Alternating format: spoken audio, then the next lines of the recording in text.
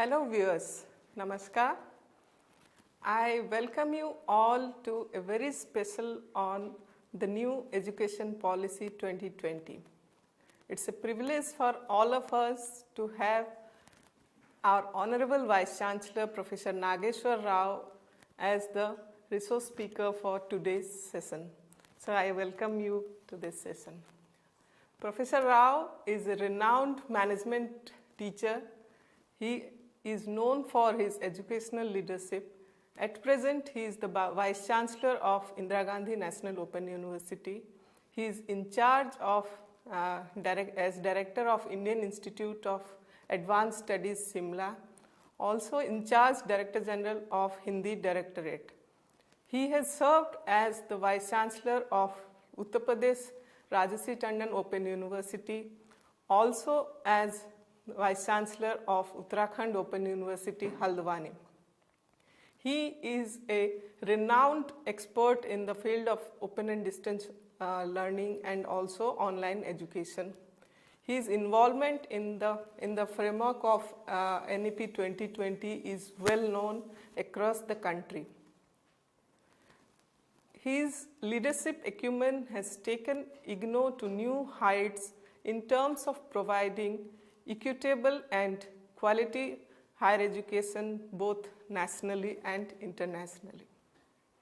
So today we are privileged to him as our resource speaker, and he will be talking to us on the new Education Policy 2020 and the reforms in higher education. As most of us already know that new Education Policy 2020 has come into picture on 29th July 2020. It is resting on 5 pillars, that is affordability, accessibility, quality, equity and accountability in order to provide continuous learning. Higher education plays a major role in the entire education system as India is moving towards the digital economy and a online based education society. So higher education reforms in line with new education policy plays a major role. As our Vice Chancellor is involved in policy framework formulation, we will be very happy to listen to him on various aspects of NEP 2020 and the reforms of higher education. Sir, we will be listening to your lecture, then we will be taking few question answers. All our viewers are requested to post their questions on the Swayamprabha live portal. Sir will be completing his lecture, then he will be responding to the queries. Sir, it's over to you. नमस्कार। राष्ट्रीय शिक्षा नीति 2020 शिक्षा के क्षेत्र में एक क्रांतिकारी परिवर्तन है और पूरे देश में और अन्य देशों में भी इस नीति के बारे में, इस नीति के क्रियान्वयन के बारे में कई जिज्ञासाएं हैं। विश्वविद्यालय अनुदान आयोग ने यह 6 दिन का अभिमुखीकरण कार्यक्रम आपके लिए तैयार किया है। इसमें लाइव सेशंस के साथ साथ स्टडी मटेरियल, वीडियोस, डिस्कशंस और परीक्षा, सारी चीज़ों का प्रावधान रखा है। और भारत सरकार के जो 3 प्रमुख पोर्टल्स हैं, समर्थ पोर्टल जिसमें आप रजिस्ट्रेशन करते हैं, स्वयं पोर्टल जिसमें वीडियो और material, soft copy of the material उपलब्ध है, ई कंटेंट्स, और स्वयं प्रभा जिसके द्वारा हम आपसे बातचीत कर रहे हैं।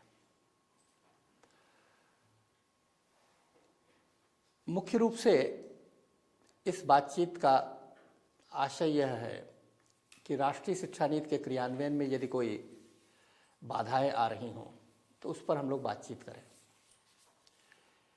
यह एक ऐसी नीति है जिसके क्रियान्वयन से सभी को लाभ है, अध्यापकों को, छात्रों को, शिक्षण संस्थानों को, शिक्षा की गुणवत्ता को, शिक्षा की पहुंच को, हर तरह से यह संपूर्ण शिक्षा व्यवस्था को बेहतर बनाने का एक बहुत बड़ा प्रयास है।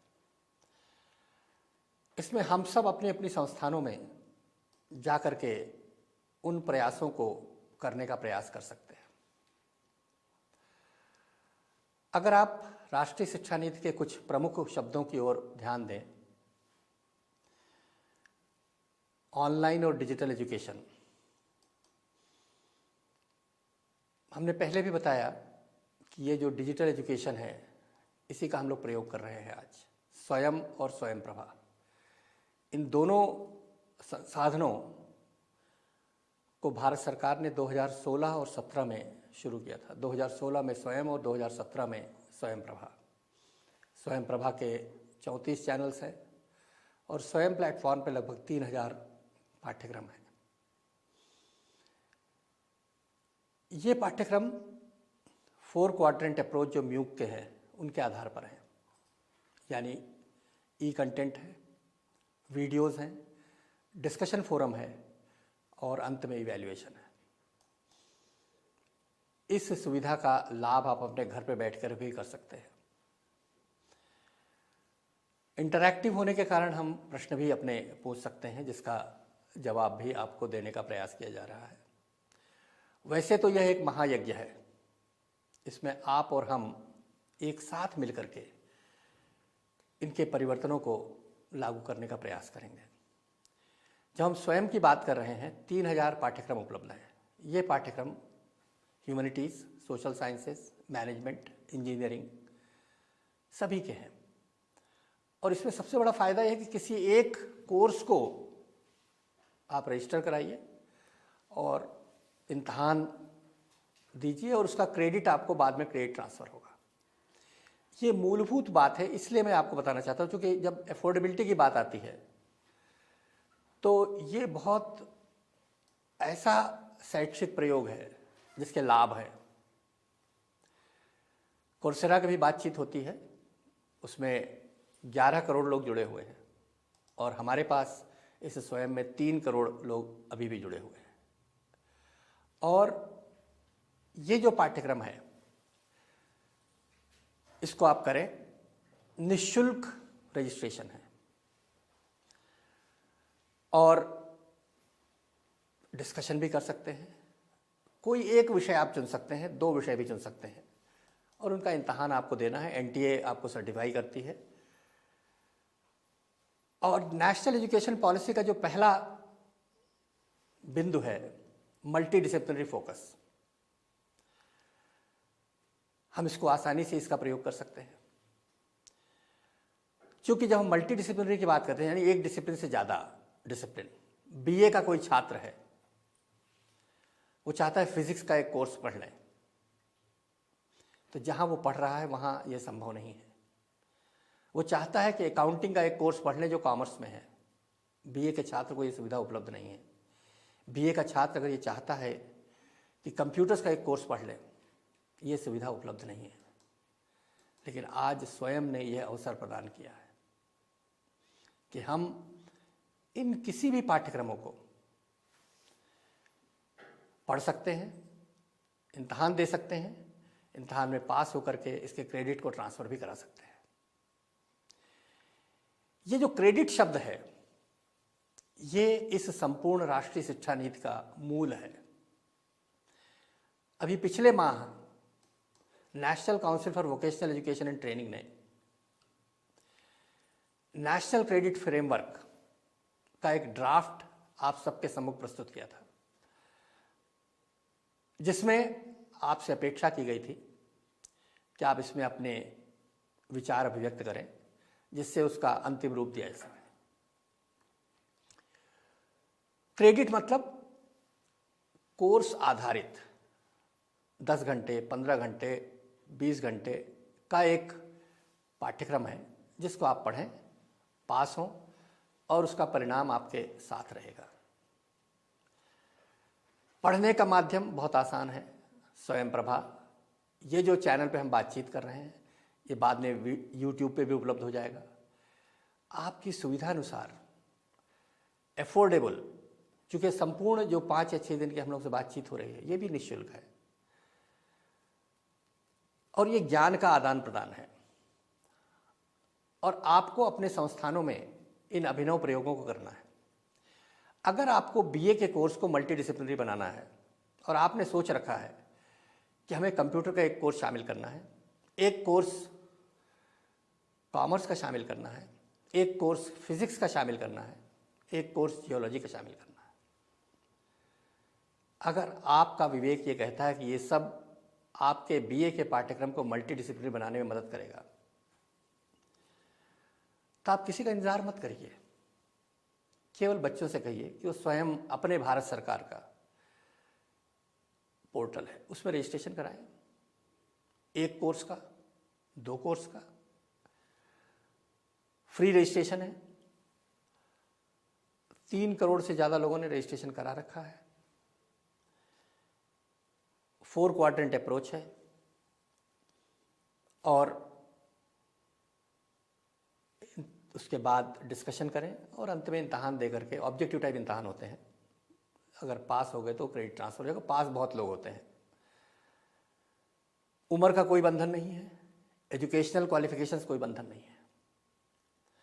हम इसको बार बार इसलिए कह रहे हैं कि ये उपलब्ध संसाधन हमारे पास है, जिसके लिए आपके विश्वविद्यालय, आपके महाविद्यालय में अतिरिक्त शिक्षक, अतिरिक्त क्लासरूम, अतिरिक्त परीक्षा के संसाधन तैयार करने की कोई आवश्यकता नहीं है। मल्टीडिसिप्लिनरी हो गया। अगर आपको होलिस्टिक बनाना है, यानी इसमें स्किल को भी शामिल करना है, करिए, कोई दिक्कत नहीं है। क्योंकि अब नेशनल स्किल डेवलपमेंट कॉरपोरेशन आपके साथ खड़ा है, उच्च शिक्षा के साथ खड़ा है। वो ये कहता है कि आपके पाठ्यक्रमों में स्किल कंपोनेंट को शामिल करिए और उस स्किल का सर्टिफिकेशन के लिए भी एक एजेंसी आ गई, वो भी राष्ट्र की एजेंसी है, अभी हाल ही में क्रिएट हुई, national council for vocational education and training. ये दोनों संस्थाएं आपके स्किल कंपोनेंट को जोड़ सकती हैं। मान लिया आपने कहा कि हमारे बीकॉम पाठ्यक्रम में 20% स्किलिंग शामिल करना है। अभी तक 80% या 100% पूरा थ्योरेटिकल था, आपने कहा 20% स्किलिंग शामिल करना है। NCVT भी और NSDC भी दोनों ही आपकी मदद करेंगे और आपको 20% क्या होना चाहिए वो उसमें शामिल कर सकते हैं। आपको लगा कंप्यूटर का कोई कोर्स शामिल होना चाहिए, मशीन ट्रांसलेशन का कोई कोर्स शामिल होना चाहिए, शामिल हो सकता है। और 20% को उसको शामिल करके आपने कहा हमारा अब ये बीकॉम पाठ्यक्रम इस प्रकार से होगा, 80% हमारा थ्योरी है, 20% स्किलिंग आ गया। और ये स्किलिंग मनमाना नहीं है, ये स्किलिंग NCVT द्वारा मान्यता प्राप्त है, NSDC द्वारा अनुशंसित है, जो दोनों ही राष्ट्रीय स्तर पर, केंद्रीय स्तर पर संस्थाएं हैं जो स्किल ट्रेनिंग लोगों को प्रोवाइड करा रही हैं। अप्रेंटिसशिप का सपोर्ट हो रहा है। होलिस्टिक एजुकेशन हमें करना है, इसमें भी आपको अतिरिक्त रूप से बहुत कुछ सोचने की आवश्यकता नहीं है, क्योंकि ये संस्थानें लगातार ये कोशिश कर रही हैं। इन्होंने अब तक जो स्किल्स हैं उन स्किल्स को बना करके उसकी एक लिस्ट बना रखी है, उस लिस्ट को देखिए। और कई संस्थानों को प्रायर लर्निंग को भी इन्होंने क्वांटिफाई करने का प्रयास किया है। हमारी जो पाठ्यक्रम होगा वो स्किल ओरिएंटेड हो गया, होलिस्टिक भी हो गया, मल्टीडिसिप्लिनरी भी हो गया। अब आप चाहते हैं कि इसमें क्रेडिट ट्रांसफर हो जाए तो उसके लिए कोई दिक्कत नहीं। बहुत पहले 2016-17 में ही हम लोग को एक सर्कुलर आया था UGC से कि हम लोगों को क्रेडिट ट्रांसफ़र करने चाहिए। हम लोगों ने उसको एकेडमिक काउंसिल से पास भी करा लिया था, लेकिन क्रियान्वयन में कहीं ना कहीं हम लोग चूक हो गए। इसको कर लीजिए। इस क्रेडिट से जुड़ी हुई एक और बात है, एकेडमिक बैंक ऑफ क्रेडिट, यानी बैंक में 5-5 रुपया जमा करने से 5 बार जमा किए तो 25 रुपये हो जाएंगे। उसी प्रकार से इस बैंक में, ये एकेडमिक बैंक है, इसमें आप एक एक कोर्स पास करेंगे, वो कोर्स आपके अकाउंट में जमा हो जाएंगे। और उस पर एनकैशमेंट, मतलब जब आप 15, 20, 25 कोर्स जब पास कर लेंगे तो आपको कोई न कोई संस्थान कोई न कोई डिग्री आपको देगी, एकेडमिक बैंक ऑफ क्रेडिट। अगर किसी वर्तमान संस्था में आप काम कर रहे हैं तो 50% आपकी संस्थान जो डिग्री देगी और बाकी 50% आप बाहर से उन क्रेडिट्स को ले सकते हैं। क्या दिक्कत है इसमें? हम क्रेडिट्स को ले सकते हैं, चाहे वो स्किल के क्रेडिट्स हों, चाहे वो स्वयं के क्रेडिट्स हों। और ये जो क्रेडिट ट्रांसफ़र है ये सारा का सारा आपके बैंक में जमा होगा। अगर अभी आपका एनकैश नहीं हो रहा तो आपके बैंक अकाउंट में जमा हो जाएगा। पहले हम लोग बीए में एडमिशन लेते थे तो बीए के 3 साल के पाठ्यक्रम पास होने के बाद आपको डिग्री मिलती थी।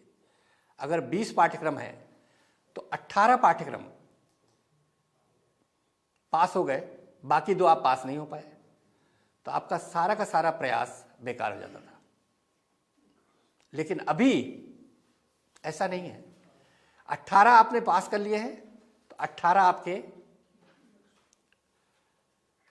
अकाउंट में जमा हो जाएंगे। 2 आप बाद में कर लीजिएगा, बाद में जुड़ जाएंगे। 18 पाठ्यक्रमों के पास होने का जो प्रयास है वो निरर्थक नहीं होगा। इसका रजिस्ट्रेशन शुरू हो चुका है। संस्थानों को निर्देश दिया जा चुका है कि वे अपने छात्रों का रजिस्ट्रेशन कराएं। अभी मई में ही ये सर्कुलर इशू हुआ था और जो हमारे पास जुलाई तक के आंकड़े हैं, 32 लाख बच्चों का ऑलरेडी रजिस्ट्रेशन हो चुका है। यानी उनका बैंक अकाउंट खुल गया है, एकेडमिक बैंक अकाउंट खुल गया है। आप जो जो पास करते जाएंगे उस अकाउंट में क्रेडिट होता जाएगा। और जब आपको लगा कि 18, 72 क्रेडिट या 66 क्रेडिट जो भी हो गए हो, उस पाठ्यक्रम की मान्यता के अनुरूप आप उस कैश करा लीजिए, फिर आपको एक डिग्री मिल जाएगी और बाकी बचे हुए क्रेडिट्स को आप एक्युमुलेट करिए। कुछ विश्वविद्यालयों ने इसका एक आसान तरीका निकाल लिया है जो ऑलरेडी राष्ट्रीय शिक्षा नीति में है, multiple entry and multiple exit. BA में पहले साल के बाद आप सर्टिफिकेट ले लीजिए। बीए के फर्स्ट ईयर का पाठ्यक्रम आप पास कर लीजिए, सर्टिफिकेट लीजिए। अभी तो मैं आपसे कह रहा था कि बीए के अगर आपने 20 में से 18 पास कर लिए तो भी कुछ नहीं मिलेगा। लेकिन अब क्या है कि अगर 1/3 पास कर लिया तो सर्टिफिकेट, 2/3 पास कर लिया तो डिप्लोमा, और पूरा पास कर लिया तब डिग्री। यानी कुछ भी ना हो, अगर आप 18 पास कर चुके हैं तो इसका मतलब है कम से कम आपको डिप्लोमा तो मिल ही जाएगा, डिग्री ना मिल पाए। यानी आपका प्रयास, एक्चुअली राष्ट्र भी इसमें आपकी शिक्षा में योगदान देता है। राष्ट्र का भी जो संसाधन है उनका बेहतर उपयोग हो रहा है और आपको भी, छात्रों को भी उनके प्रयासों का परिणाम दिखने लगे और ये उनके बैंक अकाउंट में जमा हो जाएंगे। एंट्री है फिर एग्जिट है। 1 साल बाद आपने बीए में पढ़े, छोड़ दिया, नौकरी लग गई, फिर 1 साल बाद लौट के आए, फिर आपने नौकरी ज्वाइन किया, फिर आपने चले गए। तो ये जो प्रक्रिया है मल्टीपल एंट्री मल्टीपल एग्जिट, कई विश्वविद्यालयों ने शुरू कर दिया है, इग्नू ने भी शुरू कर दिया है, दिल्ली यूनिवर्सिटी में भी चल रहा है। और नहीं शुरू हुआ तो आप शुरू कर दीजिए, उसमें क्या दिक्कत है। सर्टिफिकेट देना 1 साल के बाद, डिप्लोमा देना 2 साल के बाद, 3 साल के बाद डिग्री देना। ये इसी प्रकार से पीजी में भी हम लोग करते क्या थे कि अगर पीजी के दोनों साल नहीं पढ़ पाया तो बाहर हो गया, ऐसा नहीं। 1 साल पढ़ लिया, सर्टिफिकेट दे दीजिए, दूसरे साल के बाद पूरी डिग्री दे दीजिए। पोस्ट ग्रेजुएट डिप्लोमा हम लोग देते हैं और फिर डिग्री देते हैं। ये संपूर्ण राष्ट्रीय शिक्षा नीति छात्रोन्मुखी है, छात्र के हितों को ध्यान में रख रही है। संसाधनों का बेहतर उपयोग हो सकता है इसमें। वोकेशनल और स्किल कंपोनेंट भी इसमें शामिल हो सकता है। ऑनलाइन प्रोग्राम्स अफोर्डेबल हो सकते हैं। राष्ट्रीय शिक्षा नीति ने इस पर भी महत्व दिया है। पहले जमाने में ऑनलाइन शिक्षा नहीं थी। 2018 में भारत सरकार ने ऑनलाइन रेगुलेशंस बनाए और 2020 में पहली बार आपने ऑनलाइन पाठ्यक्रमों को शुरू किया और अब तक 400 से ज़्यादा ऑनलाइन पाठ्यक्रम चल रहे हैं। 100 से ज़्यादा संस्थाएं अब इससे जुड़ गई हैं। ऑनलाइन अफोर्डेबल है। BA, BCom, BSc, MA, MCom, MBA popular है और लोग घर बैठे 4 क्वाड्रेंट अप्रोच के तहत इन डिग्रियों को प्राप्त करते हैं। यूजीसी ने इसमें कुछ शिथिलताएं भी दे रखी हैं। जिन्होंने एनआईआरएफ में फर्स्ट 100 या 200 में पिछले 3 सालों में 2 साल अपना स्थान प्राप्त किया है, या नैक का 3.25 है, तो कोई अलग से परीक्षण नहीं करा रहे हैं, कोई अलग से आपकी जांच नहीं होगी। आपको परमिट कर रहे हैं कि 13 प्रोग्राम आप शुरू कर सकते हैं, 3 यूजी और 10 पीजी। ऑनलाइन शिक्षा को बढ़ावा देना, उद्देश्य यही है कि हमारी पहुंच उन स्थानों पर हो जहां शिक्षा की लौ नहीं पहुंची है।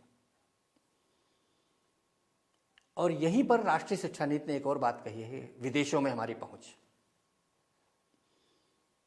हमें पहुंचना है और विदेश में हमारी शिक्षा का हमेशा बोलबाला रहा है।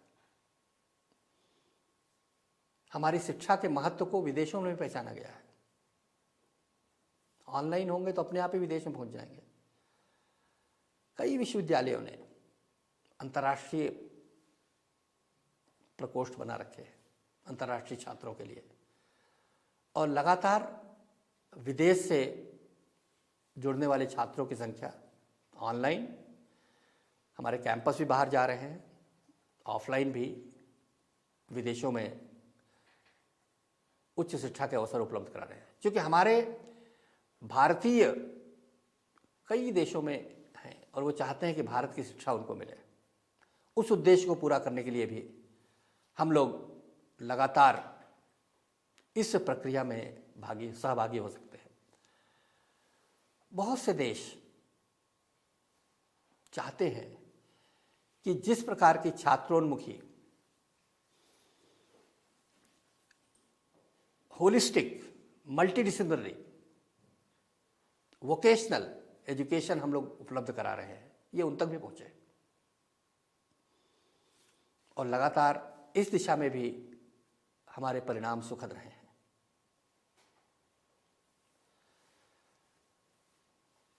इंटरनेशनलाइजेशन की जब हम बात करते हैं तो कहीं ना कहीं हम लोग अपने भारतीय ज्ञान परंपरा की भी बात थोड़ी होती है।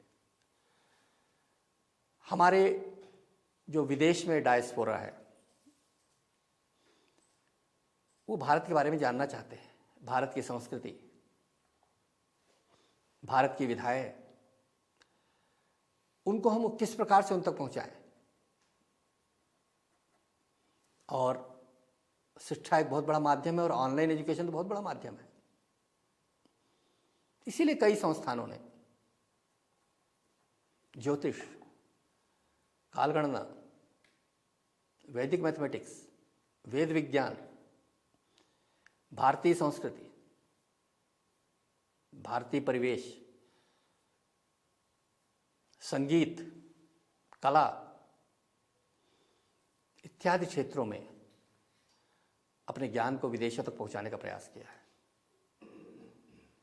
और इससे हमारी पहुंच बाहर काफी होने लगी है। राष्ट्रीय शिक्षा नीति का एक बहुत बड़ा महत्वपूर्ण पहलू है मातृभाषा में शिक्षण। इसमें अलग से सोचने की कोई आवश्यकता नहीं है। हिंदी में, हाँ हिंदी में पढ़ा सकते हैं, तमिल में पढ़ा सकते हैं, तेलुगु में पढ़ा सकते हैं। कोई विवाद नहीं है कि हिंदी में ही पढ़ना है, कोई विवाद नहीं है कि अंग्रेजी में पढ़ना है। हम लोग चाहते हैं कि मातृभाषा में शिक्षण हो। राष्ट्रीय शिक्षा नीति का सबसे बड़ा और सबसे महत्वपूर्ण परिवर्तन मातृभाषा में शिक्षण है। तमिल में अगर किसी बच्चे को पढ़ना है, अगर उसको अंग्रेजी में पढ़ाएंगे, हम ये नहीं कहते कि अंग्रेजी में अच्छा नहीं पढ़ पाएगा, लेकिन उससे अवसर दिया जाए कि मातृभाषा में अगर तुम्हें शिक्षण मिले तो बेहतर होगा। कारण मातृभाषा, माँ की भाषा बचपन से कम 3 से 4 वर्ष पूर्व ही वो प्रयोग करना शुरू कर देता है। बाकी जो क्लासरूम की भाषाएं हैं वो जब 5 साल या 6 साल का हो जाए तभी वो क्लास में जाता है। इसलिए मातृभाषा में शिक्षण एक बहुत बड़ा प्रयोग है और विश्व के बहुत से देश अपनी मातृभाषा में ही शिक्षण कराते हैं, चाहे वो इनोवेशन की दृष्टि से हो, चाहे वह शोध की दृष्टि से हो।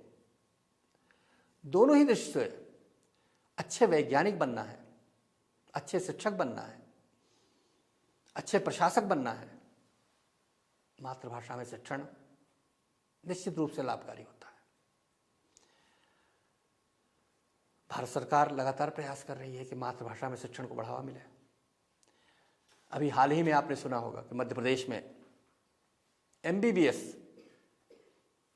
जिसके बारे में प्राय कहा जाता था अंग्रेजी में ही पुस्तकें उपलब्ध है, हिंदी में पुस्तक है ही नहीं,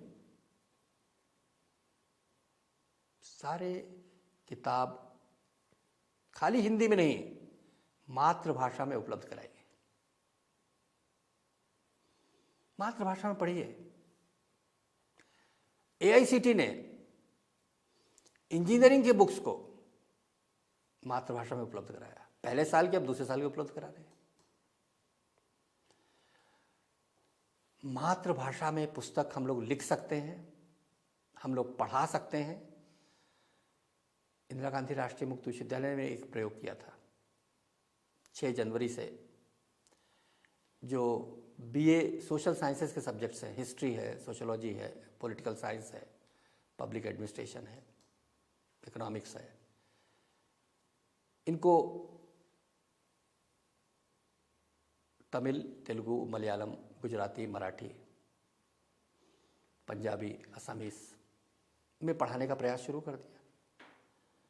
पढ़ाना तो सबसे आसान है और वहीं के प्राध्यापक विषय को पढ़ा रहे हैं। आज हम लोगों ने 3000 वीडियोस बना लिए हैं। ये आप लोग भी कर सकते हैं। आप सभी शिक्षक हैं, अपनी मातृभाषा में अपने ज्ञान को अपने छात्रों तक पहुंचा सकते हैं। और एक और काम आप कर सकते हैं। प्रायः लोग कहते हैं कि हमें टेक्स्ट बुक्स उपलब्ध नहीं है। टेक्स्ट बुक्स लिख सकते हैं। हम सभी शिक्षक हैं, अपनी अपनी मातृभाषा में अपने अपने बच्चों को मातृभाषा में बेहतर शिक्षा प्रदान करने के लिए हम पाठ्य पुस्तकों को लिखना प्रारंभ करें। हमें मालूम है कि बहुत से प्रांतों में इस दिशा में बहुत काम हो चुके हैं। विशेष रूप से सारे मातृभाषाओं में जो लैंग्वेज सब्जेक्ट्स है उस पर तो पाठ्यपुस्तकें उनकी लैंग्वेज में हैं ही, साथ ही सोशल साइंसेस की अधिकांश क्षेत्रों में पाठ्यपुस्तकें मिल रही हैं। साइंस में थोड़ा कम है, बढ़ावा ले लेंगे। कंप्यूटर साइंस में शुरू हो गया है, आपने देख लिया कि AICTE ने कर दिया है। MBBS में जब शुरू हो गया मातृभाषा में, तो बाकी BA, BSc, BCom, MA, MSc, MCom में क्या दिक्कत है?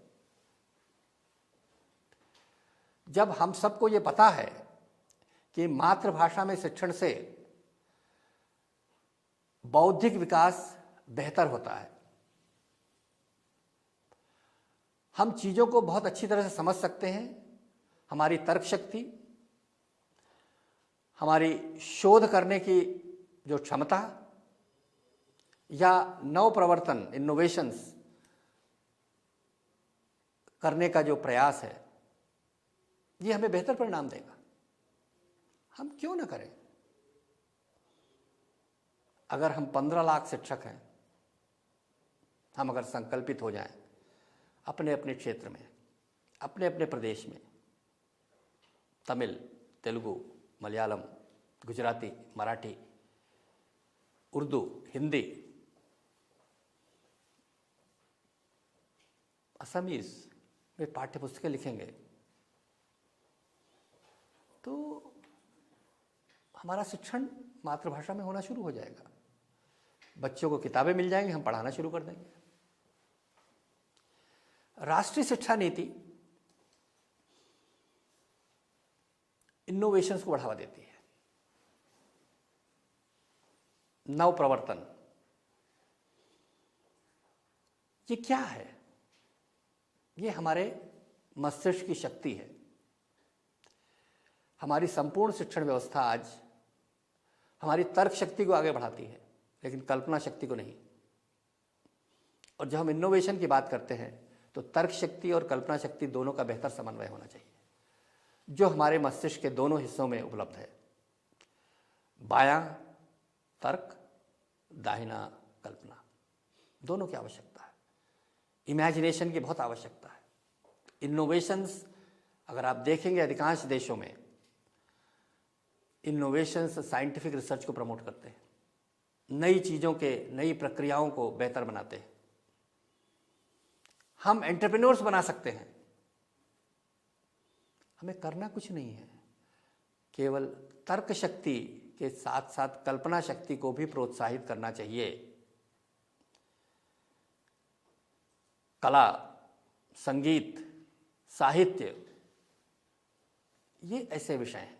इसीलिए राष्ट्रीय शिक्षा नीति क्या कहती है? हमें मल्टी डिसिप्लिनरी प्रोग्राम्स बनाने हैं, मल्टी डिसिप्लिनरी, और ये हम लोग आसानी से कर सकते हैं। मस्तिष्क की पूरी शक्ति का प्रयोग करिए, इनोवेटिव हो जाइए।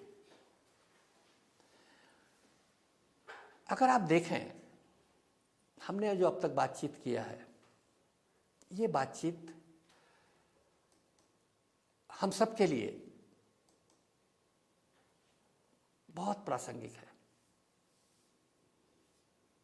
डिजिटल एजुकेशन, स्वयं Prabha, multidisciplinary education, academic bank of credit, credit framework, internationalisation, मातृभाषा में शिक्षण, इनोवेशन, कुछ भी आप कहें, हर क्षेत्र में हम कुछ कर सकते हैं। टेक्स्ट बुक्स लिखना है अपने बच्चों के लिए, विदेशी भाषा में नहीं, अपनी भाषा में